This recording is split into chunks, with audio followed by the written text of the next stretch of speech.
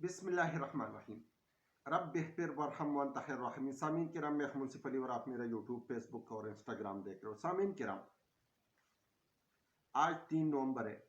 اتوار کا دن ہے۔ بڑا اہم ویلاگ ہے اور بڑے اہم خبریں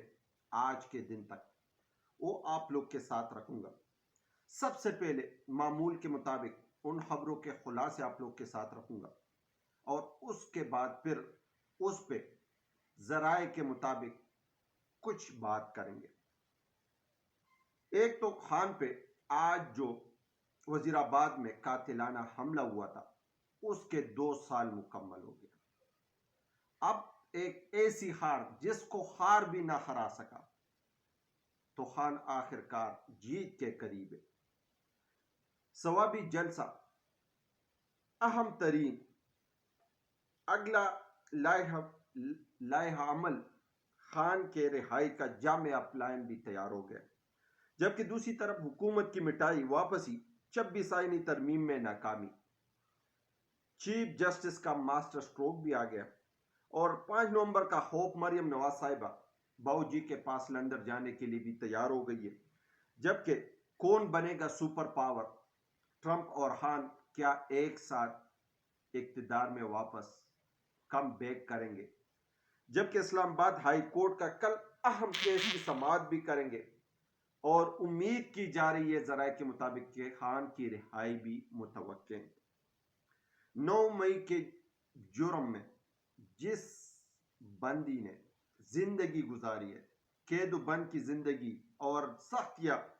جی لیے، آخر کار خدیجہ شاہ کو چیف جسٹس یحییٰ کی کنوینئن مقرر کی گئی ہے۔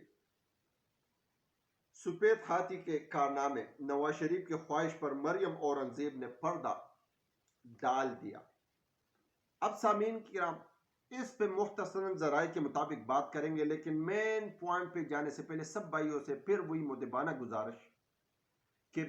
چینل کو سبسکرائب کر لے، ویڈیو کو لازم لائک کیا کرے، اور اگر دل کرے تو ایک چھوٹا سا کمنٹس بھی لکھ لیا کرے۔ سامعین کرام، وزیر آباد میں خان نے اس حکومت کے خلاف، اس نظام کے خلاف ایک قافلہ روانہ کیا۔ اداروں نے، ایجنسیوں نے ان کو تنبیہ کی کہ نہ کرے۔ آخر کار وہ وہاں سے چل پڑے۔ وزیر آباد کے مقام پہ اس پہ ایک بندے نے 4 گولیاں چلائی، اور 4 کی 4 گولیاں خان نے کھائی، اور آخر کار سخت تکلیف میں ہوتا ہوا بھی مکہ لہرایا اور اپنے لوگوں کو منتشر اور انتشار سے روکا بھی۔ ورنہ اگر خان چاہتا تو اس ٹائم صحیح معنوں میں 9 مئی کا واقعہ ہو سکتا تھا، لیکن خان نے ایسا نہیں کہا۔ اس ٹائم آرمی چیف کو اسی ٹائم وہ ہٹا بھی سکتا تھا، لیکن عمران خان صاحب نے ایسا کوئی اقدام نہیں کیا۔ اس ٹائم وہ حکومت کو اپوزیشن میں بیٹھ کے پھر پیسے یا کچھ اثر رسوخ استعمال کر کے واپس پھر حکومت میں بھی آ سکتا تھا، لیکن اس ٹائم پھر بھی خان نے اس اقدام سے گریز کیا۔ پنجاب میں اس کی حکومت، KPK میں اس کی حکومت، لیکن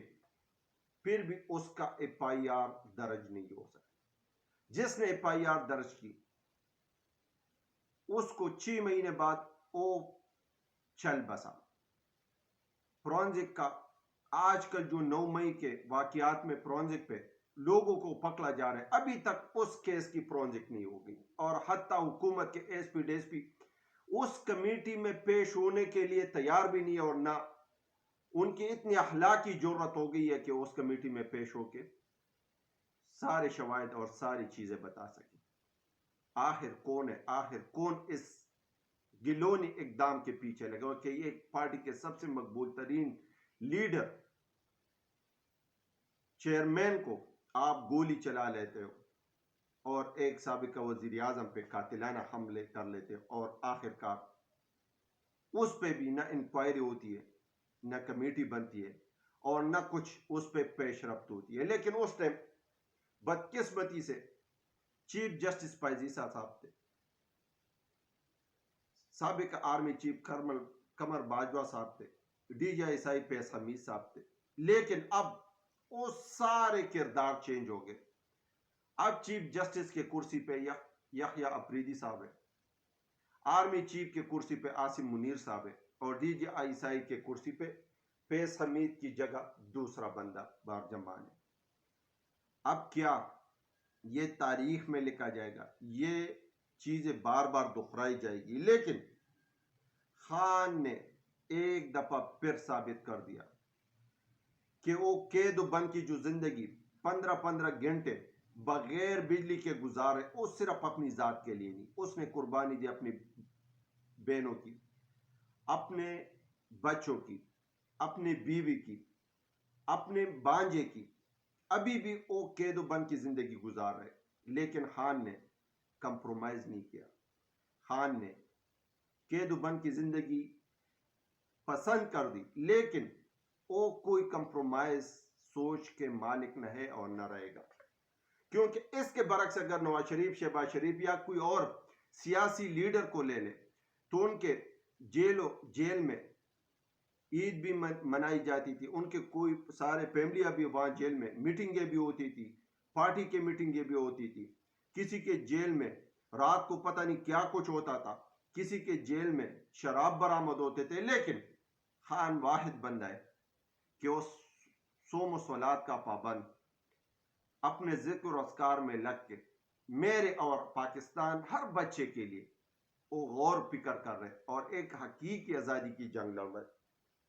جبکہ اب سوابی میں بھی بڑی ایک اہم جلسہ ہوئی. اب اس جلسے میں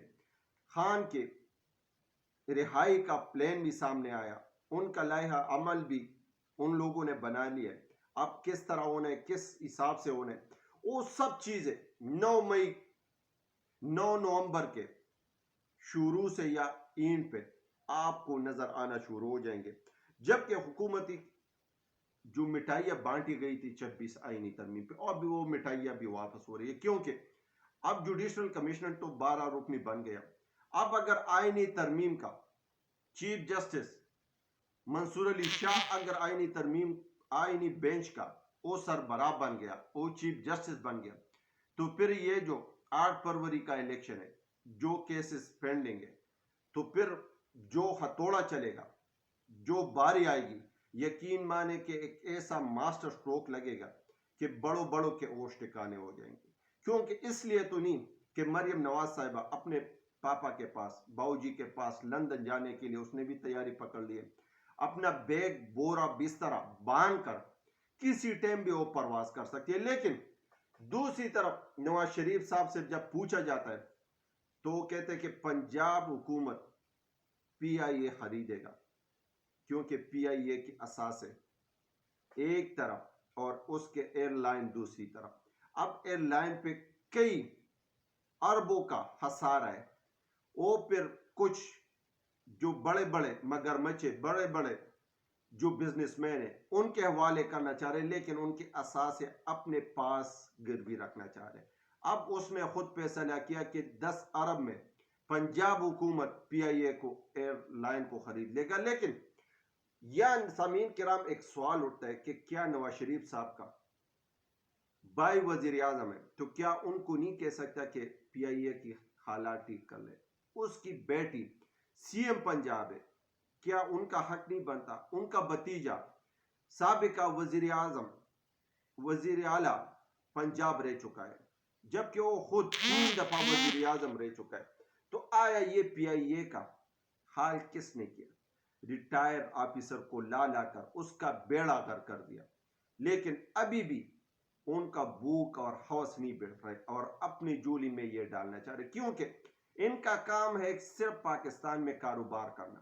پاکستان میں پیسے کمانا اور ان پیسوں کو پھر باہر لے کے جانا، اور باقی زندگی کی ساری جو راحتیں وہاں حاصل کرنا. کیونکہ یہاں سر کے در سے لے کر بواسیر کے آپریشن تک تو وہ سارے لندن میں کر رہے ہیں. یہاں ان کا 40 سال حکومت رہا، لیکن ایک ہاسپٹل بھی اس طرح نہیں بنا جس میں یہ اپنا علاج کرا سکتے. کسی قسم کا بھی آپریشن ہو، کسی قسم کا بھی سرجری ہو، خواہ پلاسٹک سرجری ہو، خواہ اور کوئی قسم کی سرجری ہو، لیکن ان کے لیے اس نے لندن کو مختص کیا ہوا ہے۔ یہی تو حال ہے اس خاندان کا، اس ٹبر کا، صرف اور صرف میرے اور آپ کے ووٹ پہ آ کے پھر میرے اور آپ کے اوپر ظلم زیادتی کر کے لوگوں کے ساتھ مل بیٹھ کے پھر پاکستان کا ستیہ ناش کرنے کے بعد پھر یہ واپس لندن چلے جاتے اور وہاں سے پھر سیاسی بیان بنا کر اگلے ٹرم کے لیے پھر اپنے آپ کو تیار کر لیتے۔ تو یہی تو حال ہے۔ دوسرے کہ کل عمران خان صاحب کے اسلام آباد ہائی کورٹ میں ضمانت کی درخواست سماعت کے لیے مقرر، اور امید ہے کہ عمران خان صاحب کی ضمانت ہو بھی جائے گی اور رہائی بھی ہو جائے گی، لیکن کیا ان کو باہر آنے دیں گے یا نہیں دیں گے یہ تو وقت ہی ظاہر کرے گا۔ لیکن اب حکومت کے پاس، طاقتوروں کے پاس بھی اور بھی کوئی کیس نہیں بنتا، کیونکہ عمران خان صاحب کا جو وکیل تھا انتظار پنجوتا صاحب، اس کو رہا کیا گیا۔ اٹارنی جنرل نے کہا کہ 24 گھنٹوں میں رہا کی جائے گی، اور آخر کار ان کو ایک ایسی جگہ پہ گاڑی میں چھوڑ کر چلے گئے، اور پھر کہانی کیا بنی وہی انڈیا فلموں کی، او ملواری فلموں کی، کہ وہاں ہم نے ناکا لگایا ہوا تھا، جب ہم نے ان کو روکا تو پولیس پہ فائرنگ ہو گئی ہے، پھر پولیس نے بھی فائرنگ کی، نہ کوئی جوبن نہ کوئی زخمی، اور آخر کار پھر ان کو بلایا، ان سے پھر پوچھ گچھ کی۔ کیا ان کو پتہ نہیں ہے کہ یہ انتظار پنجوتا حساب ہے؟ لیکن پھر وہی کہانی، وہی دھوندلا پن، وہی چیز۔ لیکن اب پاکستانی لوگ سارے ان چیزوں کو، سارے ان ڈکلوسوں کو اور سارے ان ڈراموں کو سمجھ چکے ہیں۔ اب ان چیزوں پہ مزید وہ اعتبار کرنے کے لیے تیار نہیں ہے، کیونکہ کل آج لندن میں بھی پی ٹی آئی کے جھنڈے ہر جگہ پہ اور ٹنگ ٹانک میں ان کا احتجاج ہوگا وزیر اعظم ہاؤس کے سامنے، اور اس میں عمران خان صاحب کی رہائی کا مطالبہ کیا جائے گا، اور جبکہ دوسری طرف یورپ کے پورے ملکوں میں یہ احتجاج پھیلتا جائے گا، اور یہ احتجاج اب روکنے والا نہیں ہے۔ جبکہ دوسرا، کل آپ لوگ کو بتایا تھا کہ چیف جسٹس نے لاہور کے جیل کے معاملات میں تھوڑی سی مداخلت کی تھی، اور ان پہ ایک کمیٹی بنائی تھی اور اس پہ رپورٹ طلب کی تھی۔ آج جو 9 مئی میں جو صاحبہ خدیجہ شاہ صاحبہ جو 9 مئی میں قید تھی، آج چیف جسٹس نے ان کو کنوینین بنا دی، اور اب جیلوں میں وہ وزٹ کرے گی، جس جیل میں حالات خراب ہو، جس جیل میں بدسلوکی، وہ چیف جسٹس کو رپورٹ کی جائے گی۔ اگرچہ چیف جسٹس نے اپنا اور عدالت نے اپنا پاور تو شو کر دیا، لیکن کیا عارف علوی صاحب کو تو عمران خان صاحب سے ملنے نہیں دیا گیا کسی کے زور آئمے پہ؟ کیا خدیجہ شاہ صاحبہ کو بھی اڈیالہ جیل، کیونکہ ان کے اس انڈر میں بھی اڈیالہ جیل بھی آتی ہے، تو کیا وہ اڈیالہ جیل کی وزٹ کر پائے گی یعنی، یا دوسرے جیلوں کی وہ وزٹ کر پائے گی یعنی؟ یہ کسی کو ایک زوردار تماچا ہے، لیکن اگر کوئی سمجھے، اور یہ حالات مزید اس سے بہتر نہیں ہوں گے، بدتر ہوں گے، کیونکہ جسٹس پائیزیسا صاحب کے ساتھ بہت برا ہو رہا ہے، اور پورے لندن میں جس جگہ پہ وہ قدم رکھتے ہیں وہاں ان کے خلاف احتجاج، پروٹیسٹ اور گالی گلوچوں کی بات تک پہنچ گئی ہے، جبکہ ان کے اہلیہ نے پاکستانی قوم سے درخواست کی کہ خدا را ہماری زندگی جی رنگ ہو گئی ہے، تو لہٰذا ہمارے اوپر رحم کرے۔ اب یہ پاکستانی لوگ کے سوچ، ان کے رویوں پہ اور ان کے نظریوں پہ ڈیپینڈ ہے کہ کیا ان کو ڈسکاؤنٹ دیتے یا کرتے جاتے، لیکن انسانیت کے ناطے اللہ کے خاطر ان کو معاف کرنا چاہیے، اور صرف چیف جسٹس کو کسی بینر کے تھرو یا کسی آواز کے تھرو ان کو تنبیہ کرنا چاہیے، ادروائز کچھ زیادہ چیز نہیں لے کے جانی چاہیے۔ جبکہ نواز شریف صاحب کوشش کر رہے کہ کسی نہ کسی طریقے سے ہماری حکومت چلتی رہی، اگر نہیں چلی تو پھر نواز شریف صاحب کا منہ کھل جائے گا، بہت سے باتیں سامنے آ جائیں گی، کیونکہ کیپٹن صفدر صاحب نے پہلے بھی انکشافات کیے، ابھی بھی انکشافات کر رہے کہ ان کو کس طرح لے کے آیا، کس طرح ان کو ہارا ہوا سیٹ دلا دیا، کس طرح ان کو اسمبلی میں بٹھا دیا، کسی طرح نون لیگ کو پام 47 کی حکومت تمائی گئی اور منت سماجتیں کرنے کے باوجود بھی پھر وہ مقام او حاصلات حاصل نہ کر چکے جو جس کے لیے لے کے آئے تھے. تو لہٰذا اب تو ہونا یہی ہے کہ جو سچ ہے سچ بولے اور جو جھوٹ ہے جھوٹ پہ کڑے ہو،